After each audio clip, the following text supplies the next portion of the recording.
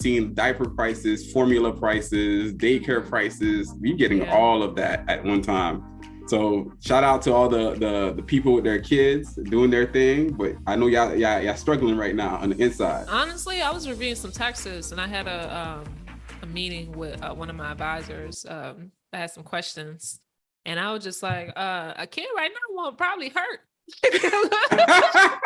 Some taxes. She started laughing. Like, I know what serious. you mean. You're like, I'm like, the first year I had this house, I'm like, I'm balling. Oh yeah, eventually they're catching up. They catch up to you. They're like, now those credits. You still making all those money. You're like, you're making a lot of money here. We're gonna cut. I just entered a new tax bracket, and it was just like, I'm feeling it. And it's nasty too, because it's just like at one day you just thought you're doing well for yourself, and the other day they're like, hey, new tax bracket, taking all your money. So I'm still doing some calculation, but thank gosh I have the other IRA. So I think. Are you shifting to Roth now, or because you're getting phased out? I always had Roth. Yeah, you always had Roth. Okay. I always had Roth, but at this point, just to avoid paying taxes. All right. Let me slow it down, because somebody is probably listening to this, and maybe we already started the episode. Maybe we need to do an intro. But ultimately, for anybody that's listening, a Roth IRA, traditional IRA are just what they are.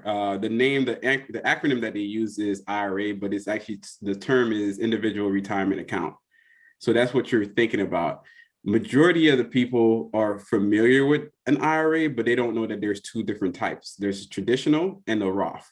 The Roth is named after Rothschild, which is a senator or representative, so on and so forth. But the different versions have different tax implications. So majority of the investments that you're going to do within an IRA is always going to be after tax. That means that's after you get your paycheck, after all the stuff that are deducted, and you have your money in your bank account, you could transfer it to any brokerage like Fidelity, Schwab's, or whoever that you have that you want. And then you could decide to opt into an IRA. For the 2023 season, the limit is $6,500. For 2022, it's $6,000, and max contribution in either are both of them at the same time. So if you have both, you're only limited to like the $6,000 or the 6,500. You can't kind of double dip where you put like $6,000 in traditional, then you stick $6,000 in a Roth. You can't do that. Like it's just in combination. No matter how much you have, that's what it's going to be. The traditional itself is you get the benefit once you just do your taxes. If you qualify based on income, you could take upwards to $6,000 in tax deductions or tax deferment credit. So later on, you're going to pay the taxes on it, but today you're opted not to pay the taxes. The Roth itself, everything about it is after tax. That means you're not getting any benefits from a tax perspective in that year. You're literally putting your money away after tax, and it's growing after tax. So every level of growth that you have in there is all after tax money. So in the end of the game, when you do retire, you don't have to pay taxes on it at all. So that's the difference. Thank you so much for that. Hey man, we had to at least get financial at one point in this podcast. No, I was going to talk about it because, funny enough, and I think you told me this like years back.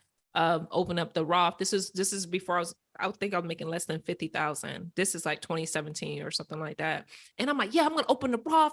I'm going to do this and I'm going to do that. Beast mode. Bruh, why did I open up a Roth? And that didn't serve me in terms of like the tax benefit of deductions. I should have just kept on with my traditional and received that tax benefit on the back end. Once, the estimate came out, 'cause I was looking at, thank goodness I did it. But if I would have went back, I probably wouldn't have opened it because now it would have served me a little bit better, making more money. But it is what it is. What you learn is what you learn. But yeah, I'm gonna have to do some little bit moving money around to avoid paying taxes. But like I was saying, a kid right now, yeah, the house. Then you start looking at the boyfriend, girlfriend, like, I don't know, maybe we need to level up because like this is not serving us to be single. You get a extra tax for being single. Like everything that you do, I remember like, I guess when I was single, when we travel, they have these packages like, hey, go around the world. But the single, the Groupon packages, the single stuff is always more expensive than the actual couple. You can't even book it if you're single. They only say it has to be a double occupancy. I'm like, is that, I feel like I feel like that's a good legal matter.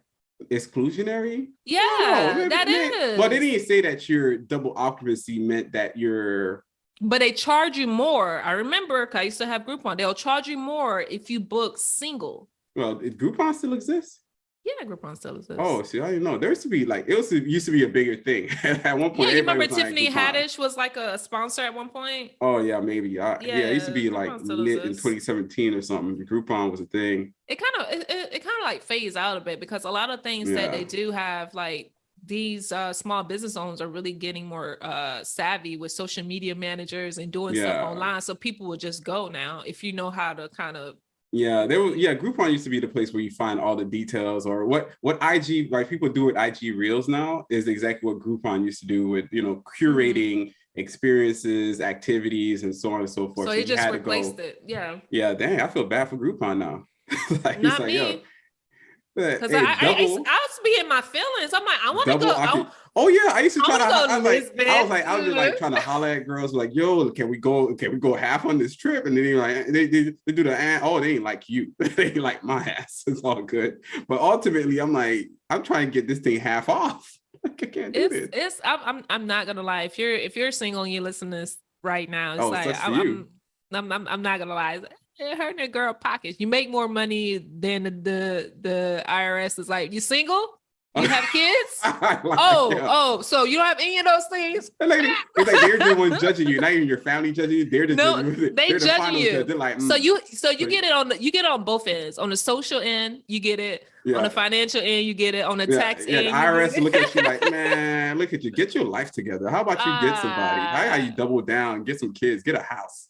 Lower your taxes. How about that? I'm not having no darn kid just for no damn tax purposes. Hey, people have been doing it. People are still doing it now. So but I can see. I mean, there are definitely opportunities. I'm pretty sure my partner would be excited to hear this episode, but no. I've been trying to teach people taxes. We did the whole workshop last year, and I hit the 7,500. It's actually going up beyond that right now, but I there's only like 5 people, I guess, wanted to register to do the workshop coming up. So I'm not really mad about it. I'm just looking at everybody like, y'all keep asking for financial literacy, but y'all not really about that life. Let's be honest. People, I'm making this face right now. You guys can't see. I'm just be like, people are peopling, People are peopling, because even this event I'm speaking to at tomorrow, about financial literacy and about recession proof and all this good stuff tomorrow. It's a networking event.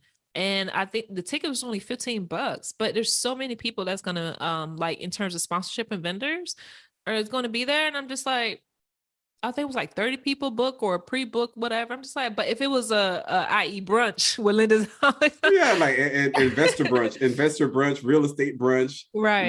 Making some kind of scam deal brunch, or like what do they call that with that girl with Stormy?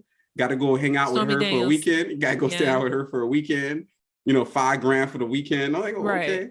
All right, y'all be there for that, but y'all ain't being there for something that actually matters to you. And this is a free workshop too. That's why throws me off. Like, it's a free workshop. It's a really good amount of information you can get out of it. But if you don't want it, I don't know what else to think anymore besides like, people have to make choices when it comes to personal finance. I'm not in a space to help people that don't want to be helped though.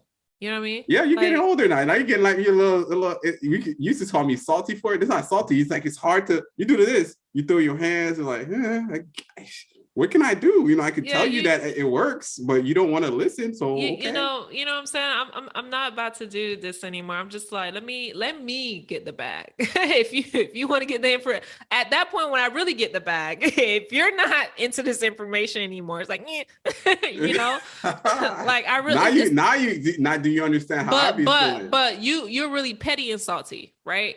Because I'm not going to like just shoot out people. It just like, in your face. I'm not doing that. There's a difference. What I'm saying it's is so much fun though to like be that petty though. It's so funny. My gosh, no, LG. What I'm saying is that I think I'm just in a space where like, and I'm moving to like more of my commitment to myself, and I just understand that in terms of just preserving my livelihood and myself into just evolving as a person, as a woman, then I'm going to help those who genuinely want to be helped.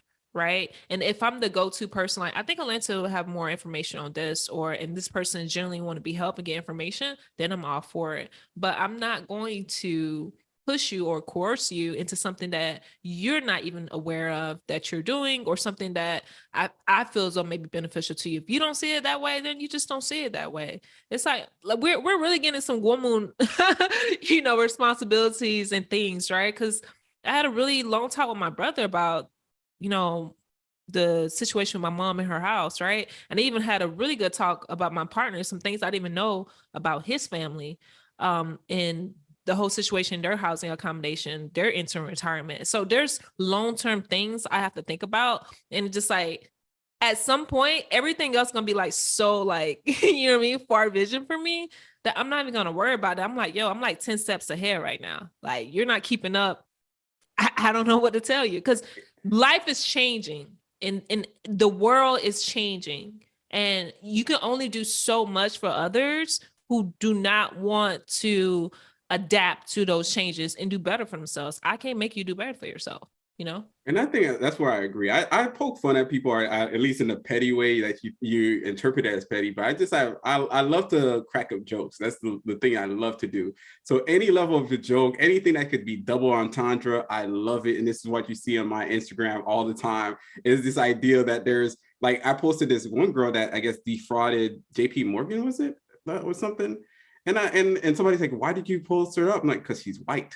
That's what I did. Yeah, JP Morgan. No, she's like, I put white collar crime because she's white. I want you to know that she's the culprit. I'm making a double entendre because I think it's funny to see that based on the 2020 and 2021, a lot of Black tech people were saying that there are not a lot of VCs, investing in them and their opportunities. Now we're seeing on the back end, a lot of these people are investing these other young people that are non-Black. And these people are defrauding them all over the place. So there's a lot of people going to jail for it, and I don't mind it anymore. I love it. I welcome it now. I want to see these type of almost like karmic changes in the world, because you have to make a decision for yourself as to how far you want to take your life. To your point, change is happening all around us. The world is changing, and I think the people that are in the position to be successful have learned to focus on themselves, not in a selfish way, but in a way that really like, this is our purpose. You have to focus on who you are, what you're going to do, how you develop, and almost what you put into the world. And you can't do that by dragging somebody else along that don't want to be dragged. It's like, it only slows you down. It messes you up, the tempo, the flow, the joy in your life. It doesn't really do anything. And for years, at least for myself, I could tell you, for a good, I would say 15, if not 20 years, I acquiesced to a lot of different people.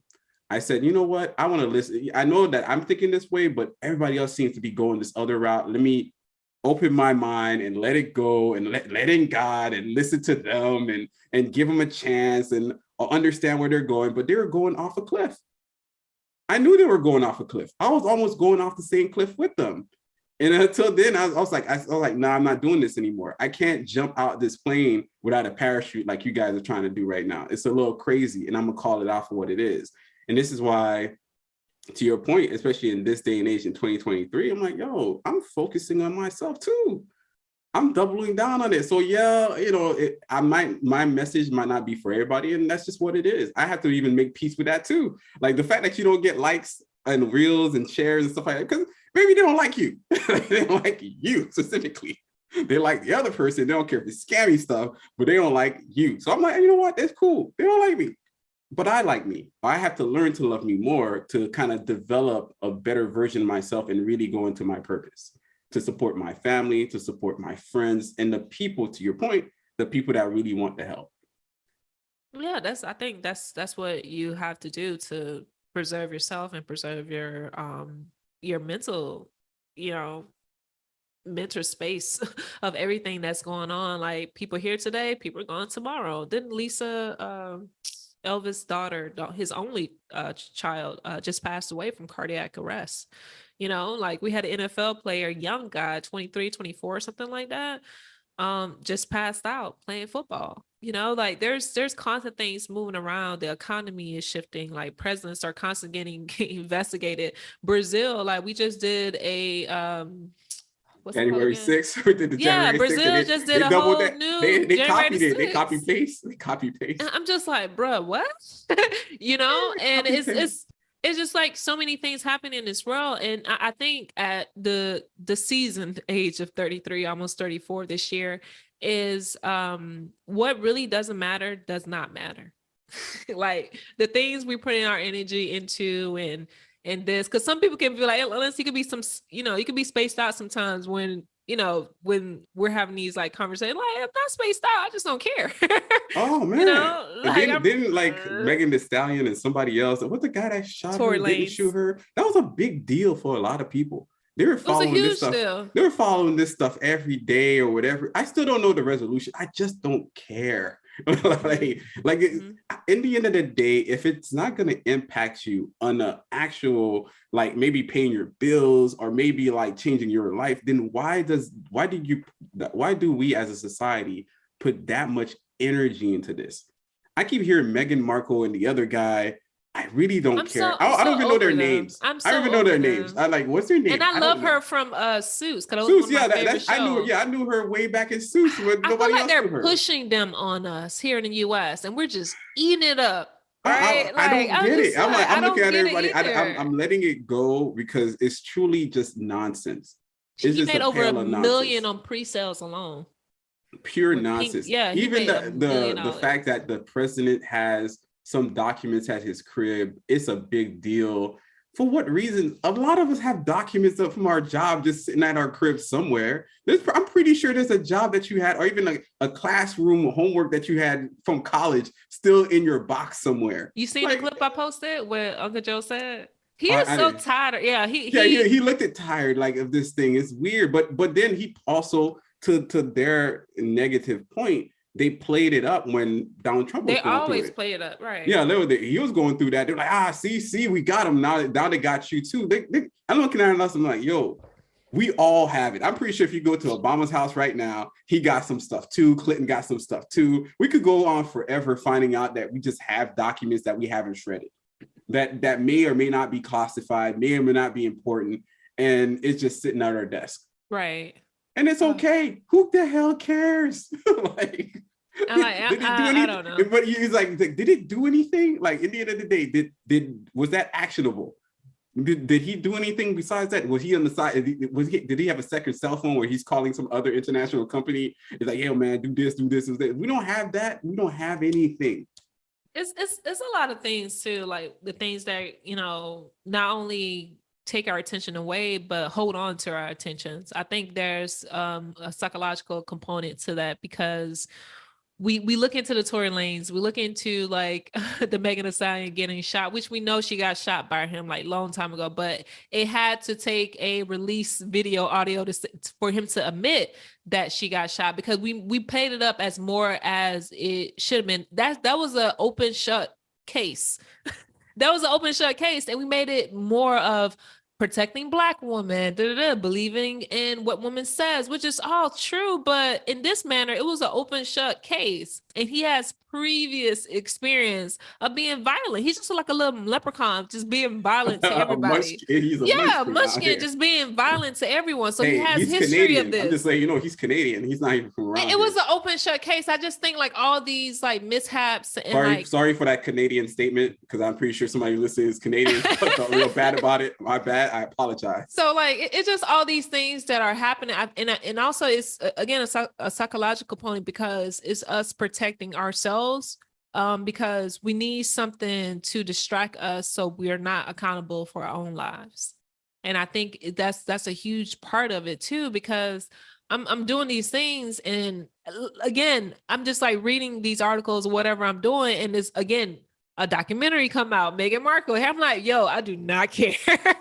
You know, like it's just more and more that they're like pushing this stuff in your face. Like And Megan or the princes hate each other or don't hate each other. I don't they really got into a care. fight. Did they get into a fight? I don't even know. I don't even want to click. I don't want to click to read it. I'm not like, I don't care. I don't care. I think they just do it like just purposely to get our attention, to hold on to our attention as well. And we're so consumed and so into other people's lives, like we forget about our own lives. I don't necessarily say forget. We want to forget about our own lives. So I think we're a little bit weird too, a little bit macabre, a little bit strange, because every time that we see, especially in 2022, it's like billionaires lost this much money, ha ha ha, and then you see the comments, you're like, but you're still poor though, you're still struggling. Like, hey, Elon Musk could lose, let's say, 250 billion. He still has way more money than you ever do. Like, he's still just he's fine. He even got his hair back. Like, what's up with this? At the end of the day, you're just salty. Like, your clicks and your likes and you're like in your face, see, they could lose too. Like, end of the day, you haven't changed your life and you're still chronically unhappy. And I think if we focus more on, I guess, solving our own issues, we'd be better off as a society. And to your point, media doesn't really, they're not doing it purposely to kind of create this thing. They're doing it because it makes them money. It makes them money because they got to get paid. The person that's writing it, they're only writing it because that's the only thing they could write, so they could get their name out there so they could get paid. If they don't write this fluff stuff or whatever piece, whatever it is, they're not going to get money. They're going to starve to death. So they're going to write it. The media syndicate, they're going to publish it. Why? Because how do they pay these people? Because they have to get these clicks and they got to get these ads. Everybody is kind of working together because nobody wants to be chronically poor. And that's where we're at. I always think about that Martin episode. I forgot, I think something he was going to sue by the insurance or paying for a speeding ticket, and the insurance company was trying to raise up his premium and everything, and he going to court. He has to get a lawyer to combat it and everything. And he was like, Gina, you know what? Something I realized, the world is a ghetto. Everybody is hustling everybody. I'm like, yeah.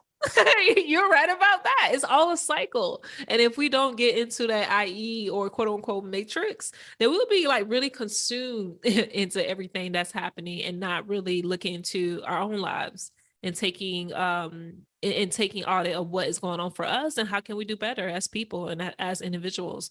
So I help people, but I only help if you want help. I'm not forcing you. Oh yes. I got to switch up my entire mantra of what I do. Somebody actually just DM'd me earlier, say, oh man, I see your prices are up to $3,000. I'm like, yep, they're $3,000. It's what it is. Like, if you're gonna hit me up, you're gonna waste my time. You better like come cough up this cash.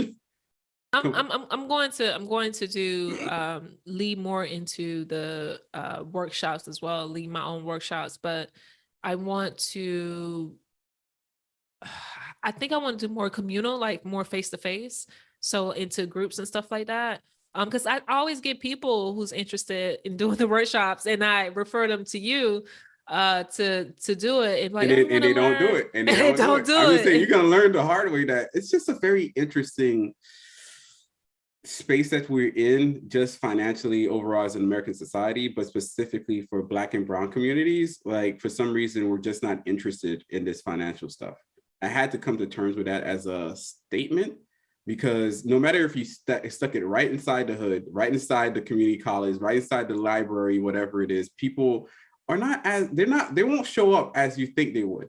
Even when you said, hey, it's going to be this weekend, they're going to be like, well, I got this other thing. At what time can it be? Because I got this other thing I'm trying to do. Oh, and you're looking at them like, nah, it's still going to be the same time, same place, same everything. And you had plenty of time to decide what you're going to do. And I literally put the people in those situations to see how they react. Because it's one thing for you to come back around and say, oh, look how lucky this guy is and all his money that he's trying to flaunt on me, whatever. But you could have been there. You could have been right next to me. You could have been ahead of me. Some people had way more money or way more income than me starting off. And I watched these same people kind of start treading water, and eventually, instead of kind of, saying, you know what, let me listen to this guy, or let me listen to Alana, let me listen to what Lovely. This is exactly why Lovely kind of moved away from working strictly for small businesses, and she's really developing herself, adding more credentials, working with bigger companies, because a lot of people, as much as we love to help them, they don't show up.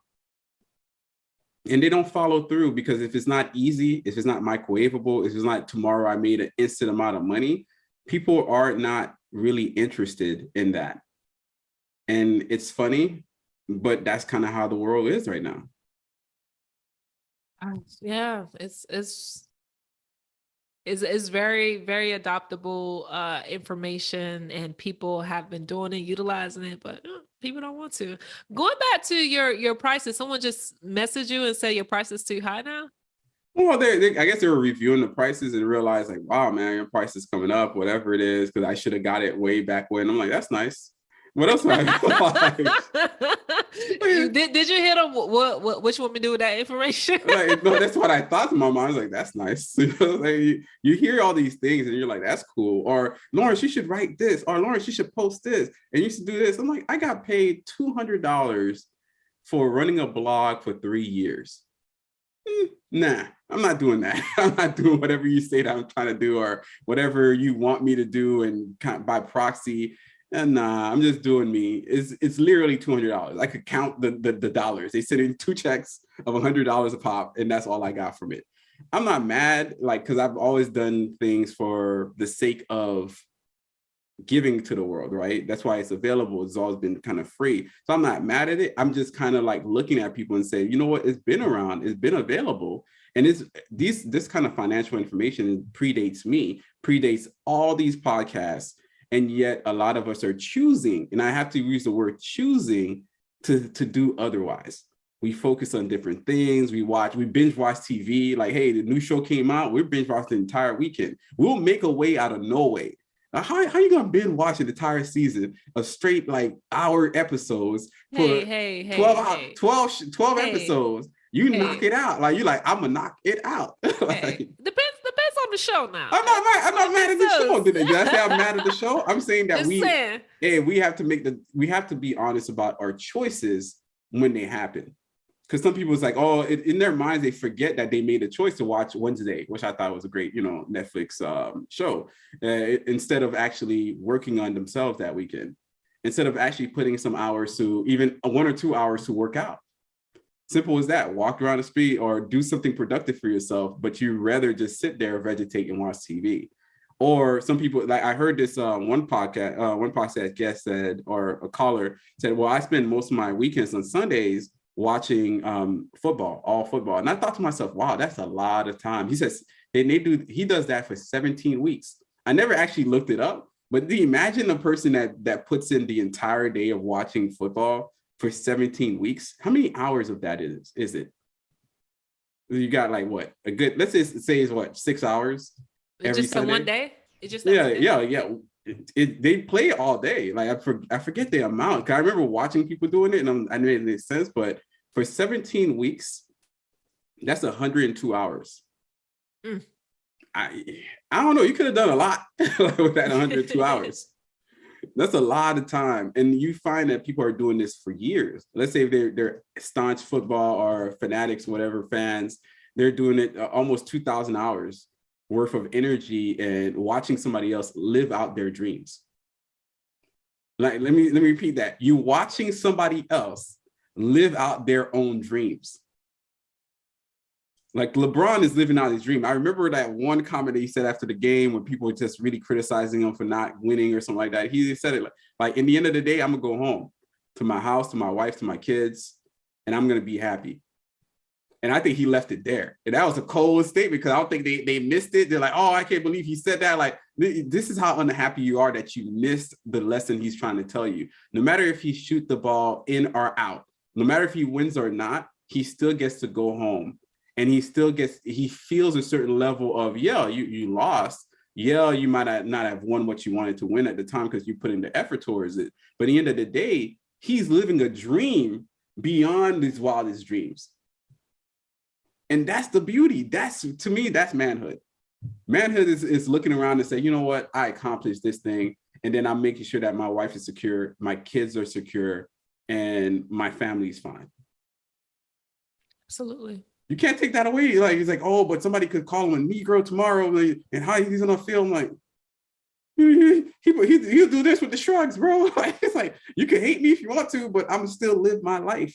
And I I think think someone that's did empowering. write something like that on his garage door. Was that Yeah. him? It was him? Okay. No, yeah, I think it happened before in Cleveland or something like that. And somebody brought it up and was like, yeah, you see, that's the example of why it doesn't matter if you make money or not and you're reputable. Like, you don't understand. Like right now, LeBron sleeps very nice.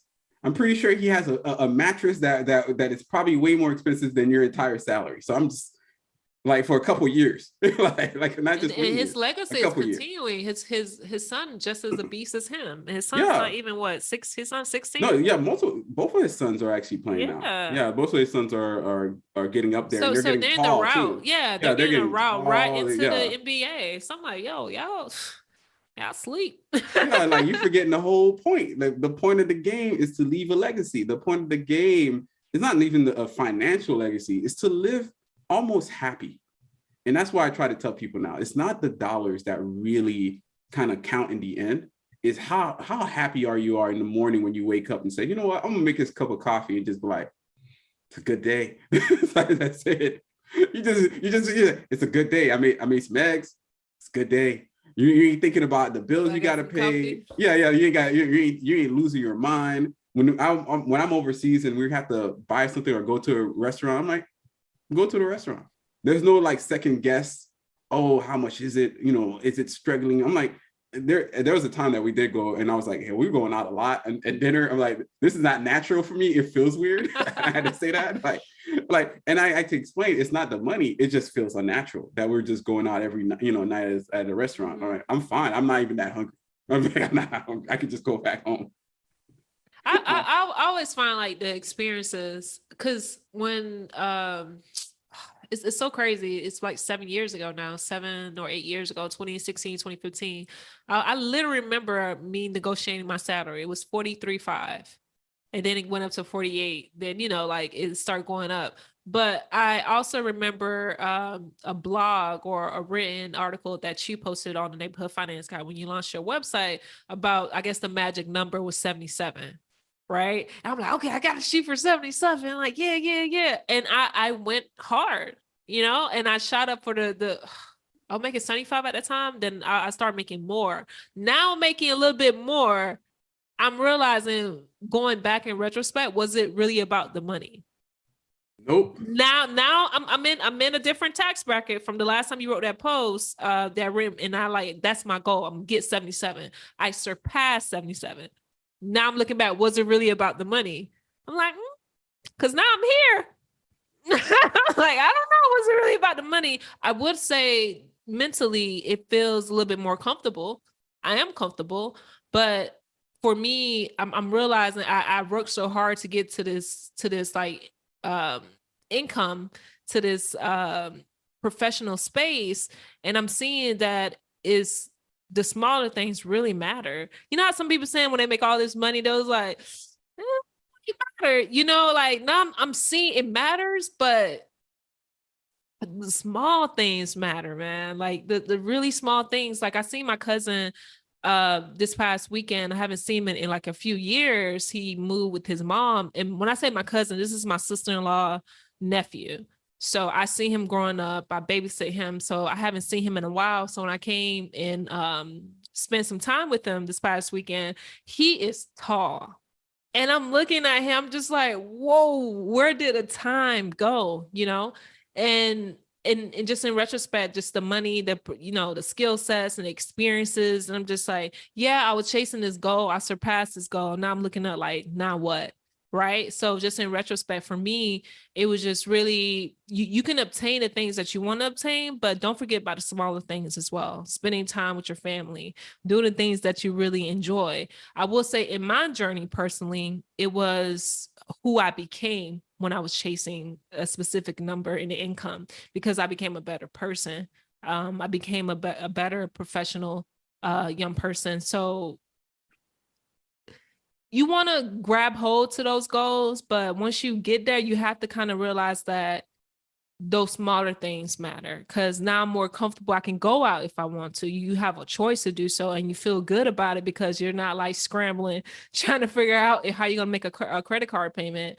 I'm in a financial security, but I want to be in more in a financial space and understand that what I do, what I don't do, I'm still going to make money. Right. And I think that I want to be there, because now that everyone's chasing to this certain income, like six figure, I'm like, until you hit that tax bracket, like it don't really matter as much as you think it does. But it's quite funny how we look at like these different things now that we are in this like different social economic background. Because when my advisor just tells me about I'm in a different tax bracket, I'm like, not feeling it. But I guess on the psychological level, I'm looking around, I'm looking at my cat, I'm looking at my family, I'm looking at planning things, I'm like, okay, I see it. I see it.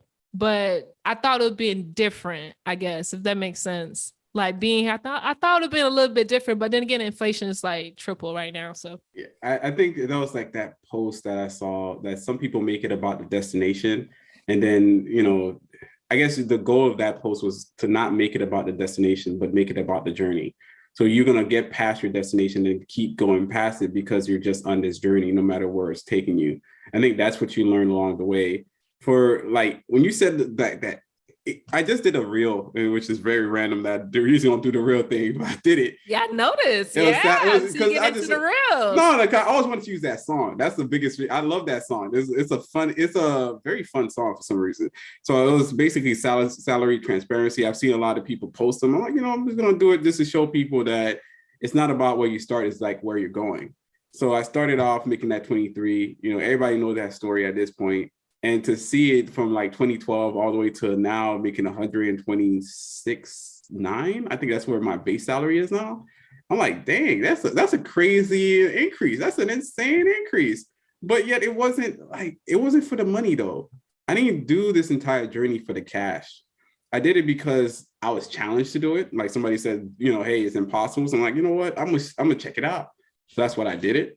I did it because it was interesting, because I was bored with whatever I was doing. So it was kind of like, all right, we find something else new to do.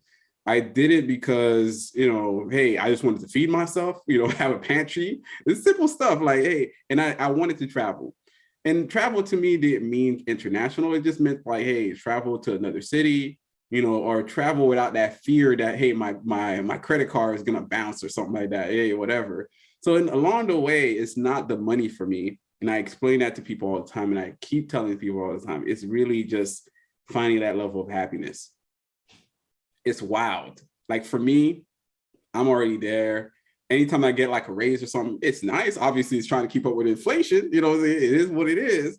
But in the end of the day, like I was telling my wife yesterday, is like always trying to keep us in a space where we're grounded and remembering the details.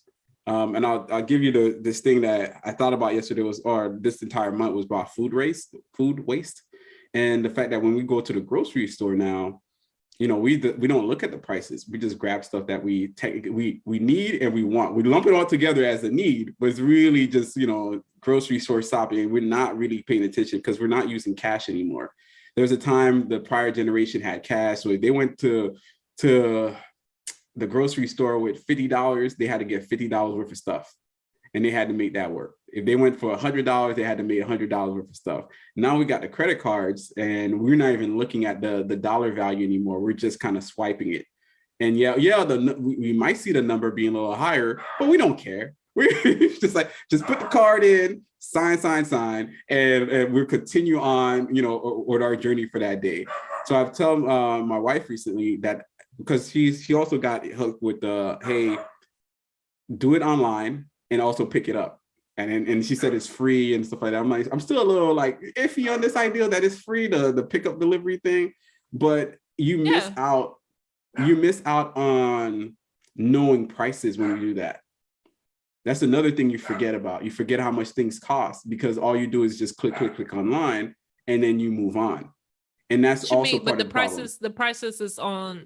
No, the prices are on it. You're talking about others. others? Like if you're looking down the aisle, you could kind of do a price. Yeah, you could do comparison. different changes. You could make changes based off what's in what you're looking at in your hands. A tactile change. You're like, oh, you know what? I want this snack versus this snack, but the price of this snack is like $7. This price is like $2 in this snack. I'd rather get 2 of these snacks, and instead of that one that's $7.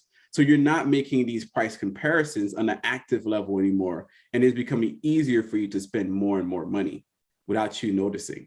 So that's something, even after this entire recording, I'm going to go to a grocery store. I want to walk the grocery store. I want to go down every aisle like I always used to do, to ensure that I'm not just grabbing things just for the sake of it, and understanding that there's other options. There's the generic option, there's the other option, or maybe there's something on sale that's right in the same aisle that you're forgetting about. I used to love Publix for that buy one, get one free. Grab that buy one, get one free. You wouldn't know if you're just clicking online, because you're just kind of like, I'm just going to get the stuff that I want. Like, no, go get the buy one, get one free, because that's going to save you money. So it's interesting. We love comfort. I think this is in the midst of having comfort. Yeah, too much comfort could create that level of apathy, and then you could also lose a lot of money within it. So even at the beginning of the year, what we saw was like, oh, I didn't sign up for the struggle package. But I'm like, oh, the reel that went viral. Yeah. All the guys did it, the girls did it, and then it's like, oh, I'm not struggling to this. But I'm like, that's the whole point of life. You struggle through it. You learn, you get challenged by it. Yeah, you don't wish it upon yourself in a sense, but you can't go through life avoiding it. You think the soft life trend is making us actually soft? Oh, we've been soft. I'm soft too. I'm soft and flush. I'm getting a little fat here. You know what it is. The soft life is it's the millennial life. It's the Gen Zer life. It's the idea that everything exists in this world for us, and we just live off of it. And that's also problematic, because we're not creating anything. This is why I posted about the whole idea of I'm a digital creator. Like, you ain't creating nothing. You took a photo. You didn't create the software to get the camera. You didn't create the software. You're still creating. You didn't create the phone. You didn't create the internet. You're didn't create anything. Feeling, a vibe. A vibe. Don't sit here and say you're not creating. They're creating the vibe.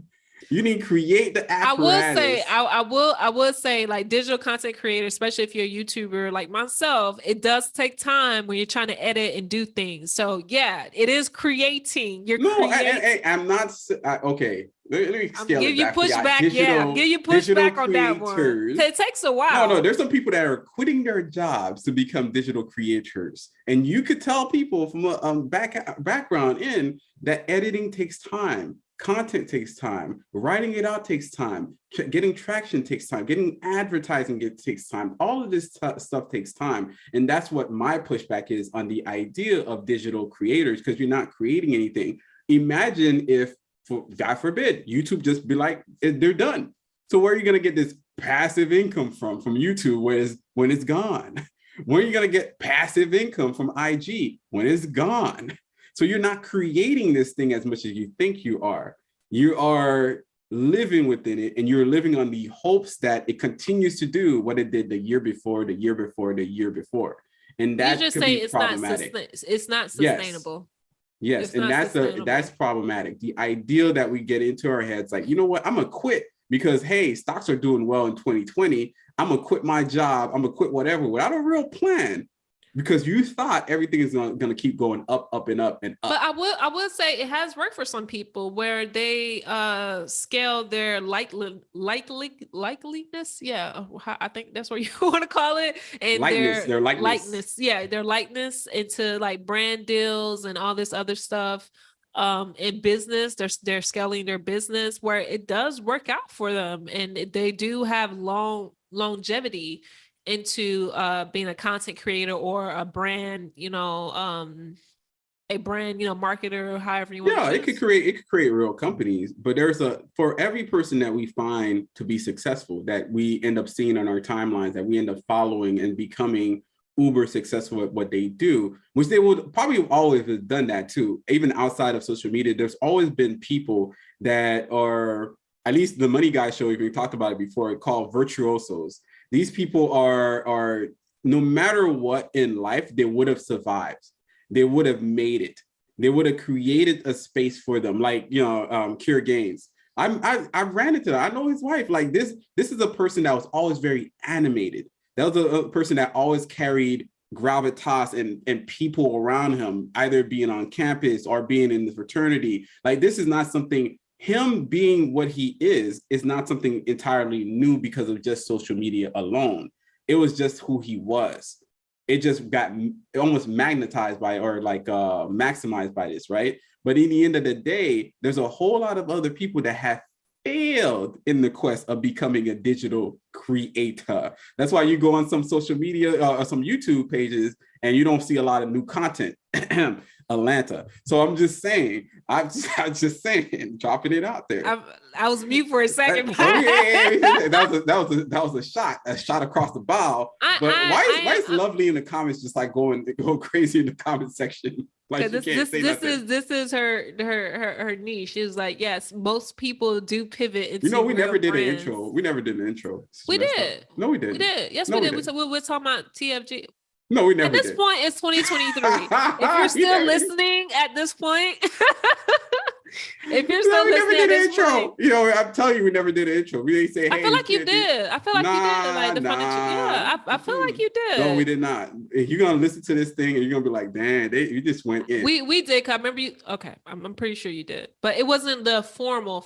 Oh, it definitely intro. wasn't formal. Yeah, yeah. So we got to keep it rolling, and it's less work for me on the back end. So like, keep going. Hey, you listen to us right now. You can definitely jump in, Lovely, whenever, because you show up whenever you feel like, how rich people do. That's not what happened. How rich people do. I just thought that you guys did a professional introduction and said that I wasn't here, and I felt like it would be mad awkward. The rich people are always very professional. That's another thing. So I'm professional, I'm punctual, but they're never on time. Makes no sense. They mess you up. I thought you guys did an intro like, hey, Lovely's not going to be on this episode, so it'd be so awkward for me to just jump in and start talking. People be like, did they not say she wasn't there? I'm starting to think, is the intro necessary? Yes, it is. Yeah, you gotta tell people that new. That's like the first time that they ever get introduced. I feel like you should we should. I don't know. I feel like it should be just an introduction. Basically, we have to record. We have to record a preset introduction, and just kind of use that in the edit. So it's always kind of like it says it. Yeah, even if we re-say it again, I guess. Yeah.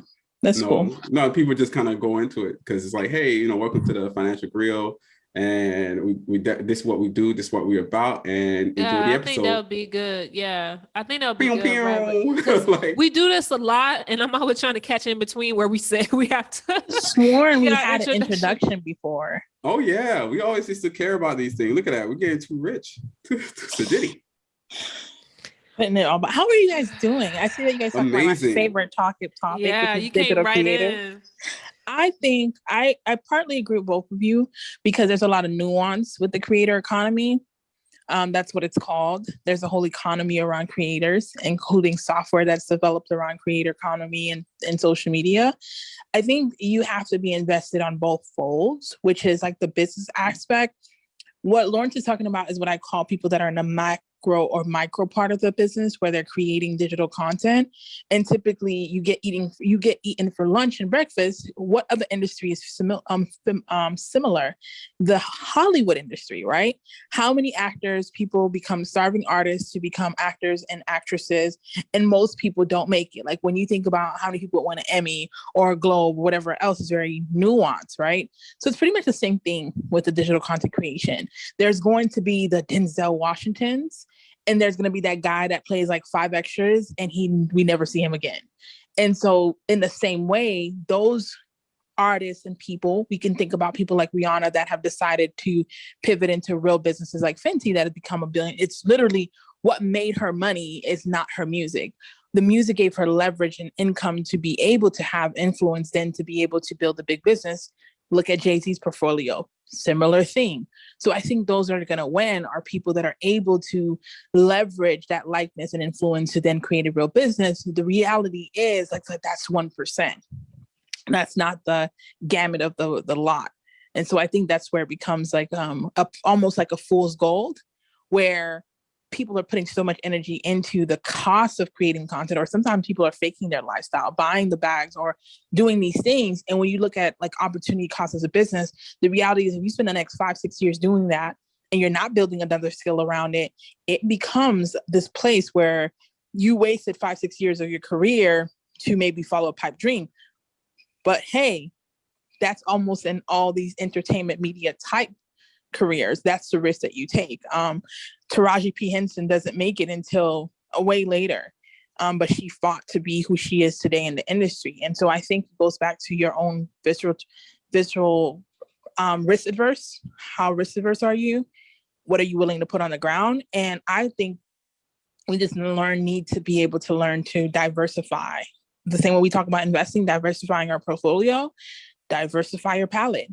Think about, if you're not necessarily a big time creator, can you be in a creative space as a marketer? Can you be in a creative space as a software engineer building out the next platform that Instagram wants to buy because it influences them to be a better social media thing? I think you have to think about it from multiple levels. That's my 50 cents. That wasn't 2 cents. That was a lot. No, that was good information, because I think a lot of people take the copy and paste of successful stories like Taraji P. Henson. I still remember her story where she left DC and came out to LA with $300 and a toddler. She had her son, and she grinded out for a long time, getting very low gigs and working as a waitress and trying to do her best, until she got the big role as, playing the role we know her now in Baby Boy.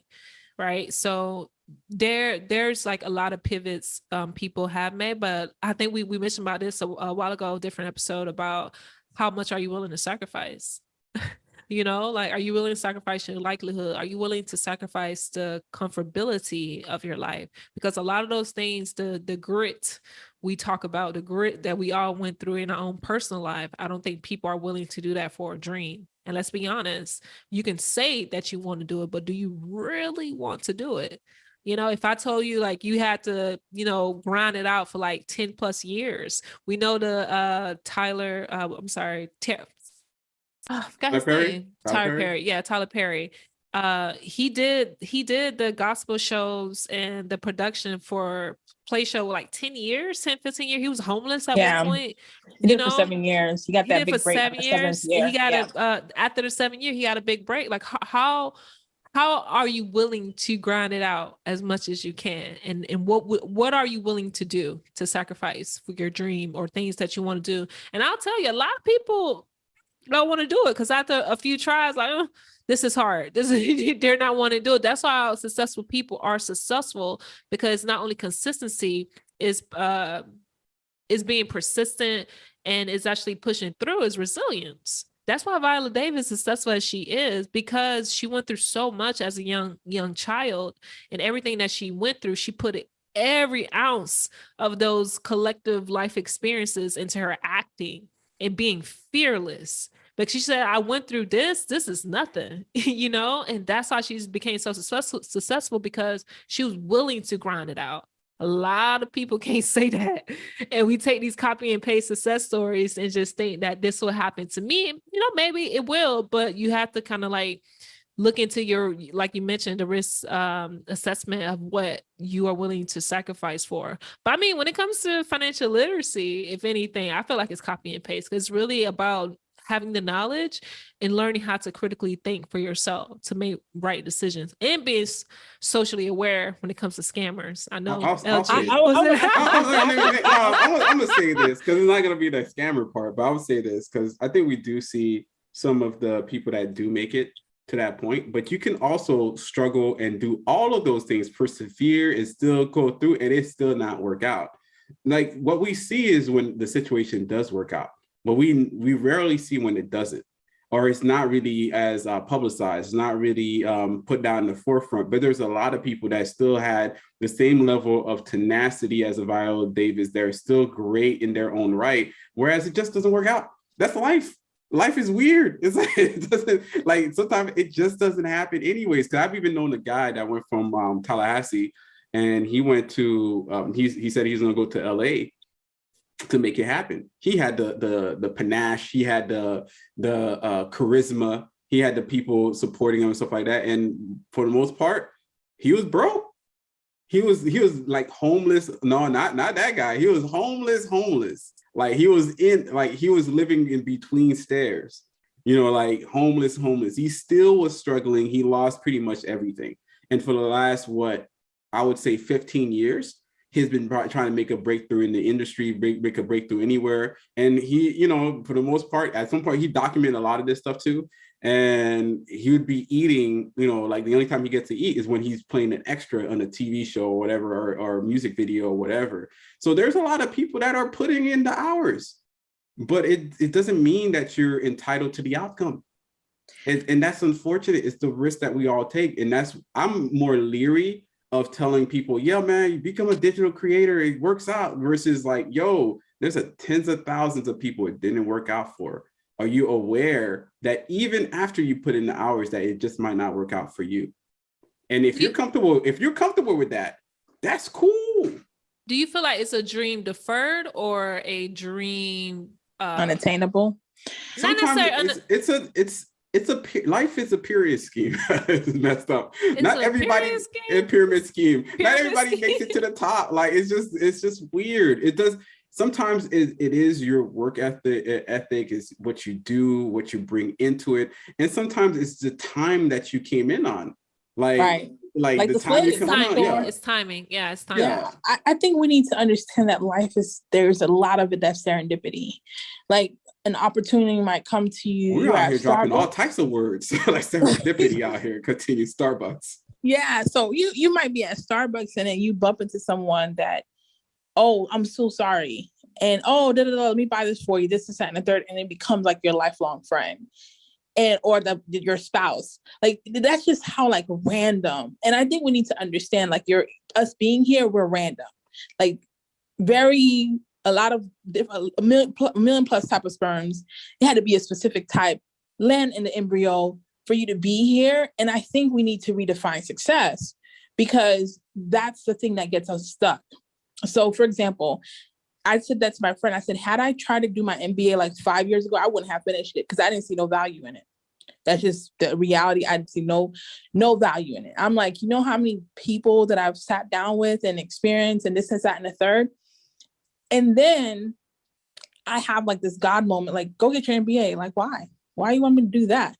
Then I'm in the program. I'm like, man, everybody needs to do this.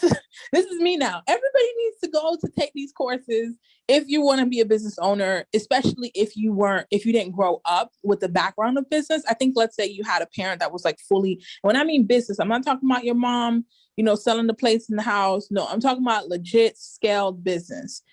There's a lot of nuance that you just don't know unless you have that experience. I say all this to say, like, there's so much versions and deviations of roads and paths.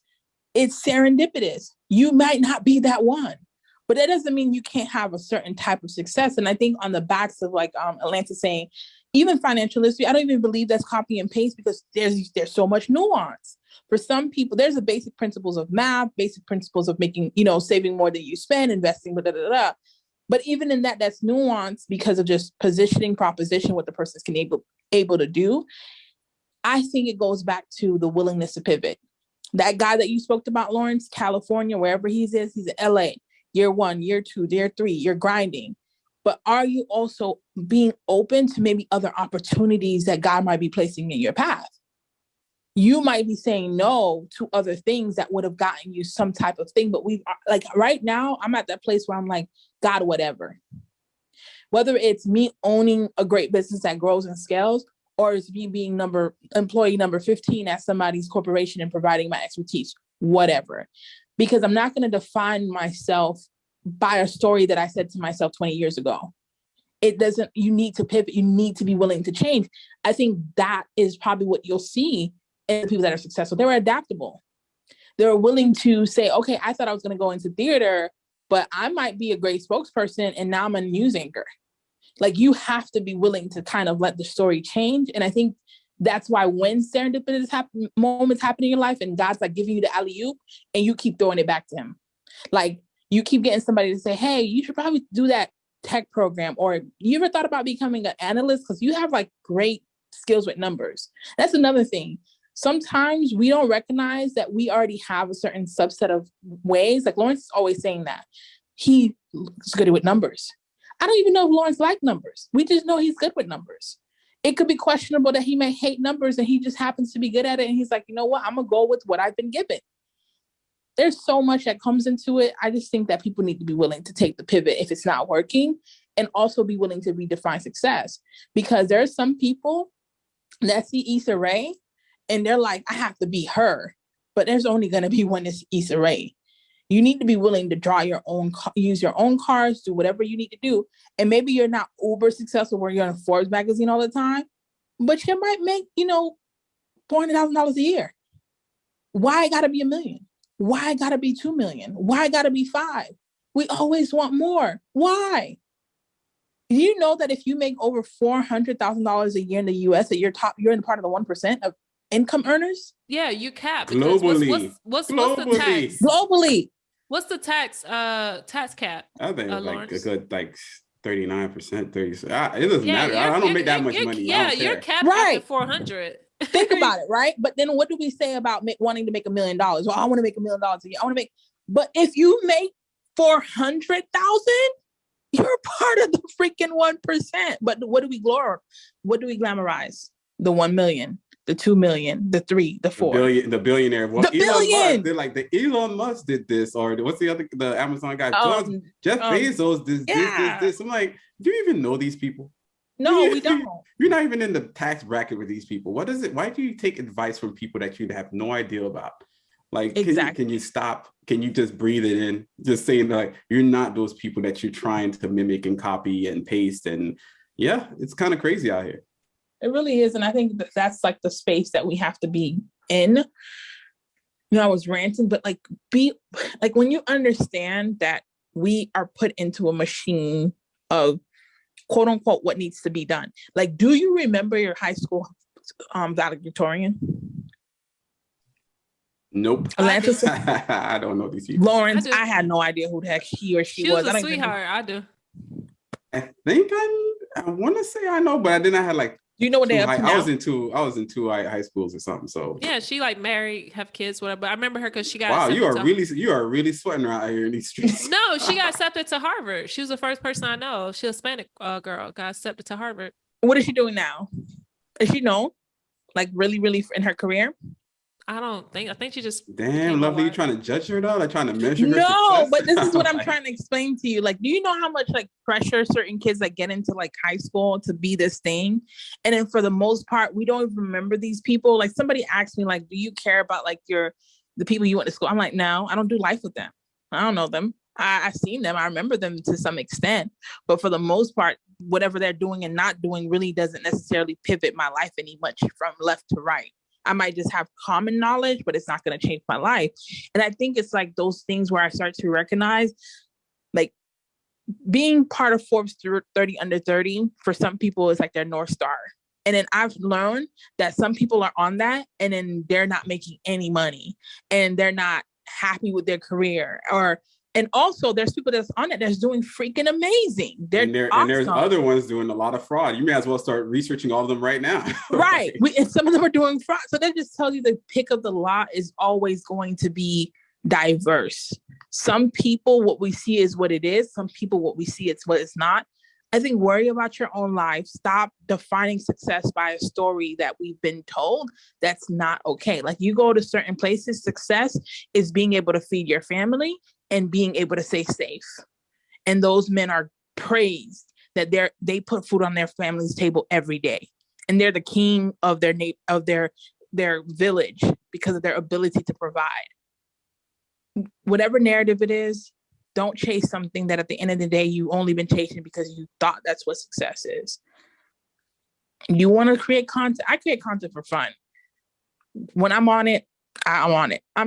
It's not making or breaking my life. And I think that's what needs to be. Certain things, just do them for fun. I think we're missing that part of our lives. Everything has become a hustle. Everything has become a business. Some things, it's okay for it to be for fun. Absolutely.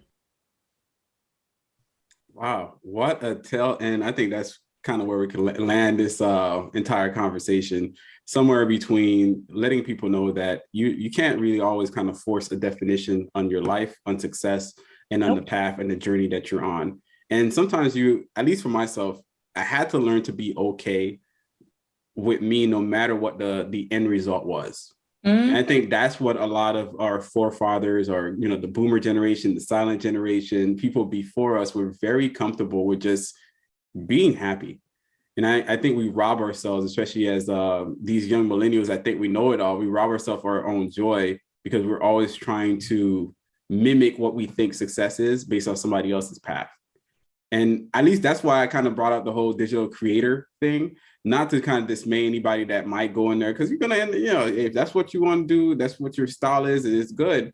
But I don't necessarily want to misconstrue both things of becoming a digital creator as being the only path to success, or that it will guarantee you success, which I think is what it's being framed. And that's why we see a lot of people now changing their Instagram, become like digital content creator, yada, yada, and brand lifestyle specialists. And one girl recently, I'm like, she said something financial educator. I looked at her 4 posts. I'm like, did you just put a suit today and took a photo? I'm like, I want to follow you right now because you seem like a scammer to me. So it's weird, it's odd. And I would recommend everybody to really do your research and look over the people you're following, because they might be, leading you down the wrong path.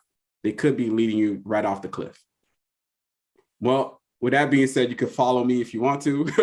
Follow me, like and subscribe on my IG page, the Neighborhood Finance Guy, and I'll never follow you wrong or steer you wrong or whatever. You know what I mean. Just come on my page, like me and stuff like that. Where can they find you, Alana?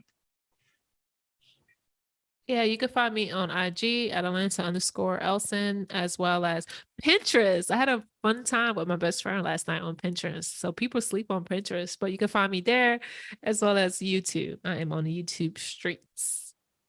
You guys can find me on Lovely Merdelis everywhere. I'm just chilling. I'm living my best life, doing these consultant stuff with these companies that are making me go crazy.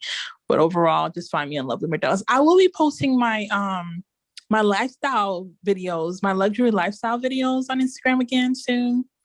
I have some inspiration. So I'm waiting for Lawrence to put me in the group chat and said, this is what Lovely's really up to, not really working. So I look forward to Atlanta telling me how good they look. One hater, one nice friend. We'll figure out which one is which. Wow, the lifestyle reels about to come up again. Like, hey, look at me in my white walls and drinking coffee and making tea. Watch this video of me making tea. It's soothing, All right, we're signing off.